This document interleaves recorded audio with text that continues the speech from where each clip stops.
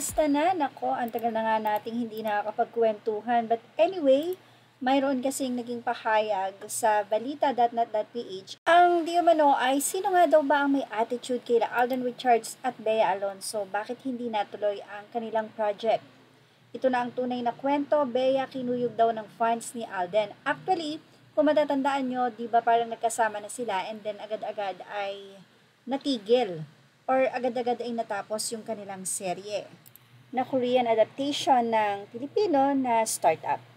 Nga sa hiwalayan ni na Bea Alonzo at Dominic Roque ang kung sino ba ang tunay na may attitude kila Bea at Alden Richards na kung saan kaya nga daw hindi matuloy-tuloy ang nasabing project ni na Bea Alonzo at nitong si Alden ay dahil may attitude problem. Sino nga ba kay Bea at kay Alden na may attitude problem? Narito po ang naging pahayag ng balita.net.ph. May mga tirada raw ang fans ni na Asia's multimedia star Alden Richards laban kay Kapuso star Bea Alonzo, ayon kay showbiz columnist Christopher Min. Sa latest episode kasi ng programang Christopher Minute nitong Biyernes, Pebrero 16, sinabi ni Christina na halukay daw ng fans ang dating issue ni na Alden at Bea. Kasi nga, di ba, aminin naman natin ang lumutang dati parang ang nag-attitude dito ay si Alden. So ito na yung pagkakataon nila ay yung si Alden ang sinisisi nyo.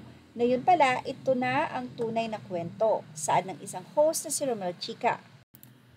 Sabi siguro, ikaw kunwari, simple-simple ka, Bea, pero iginagawa mo ng issue na ipinalalabas mo pa na ikaw ang pinaghihintay. Ito na ang pagkakataon. Nirespakan siya ng mga fans ni Alden Richards, tugtong pa ni Christy. Kaya ang hamon ni Romel kay Bea, ano ngayon ang masasabi niya dyan? Matatanda ang nauna ng iniulat sa Showbiz Orient vlog ni Christy ang tungkol sa umano'y attitude problem ng isa kina Bea at Alden na naging dahilan daw para hindi matuloy ang project ng dalawa.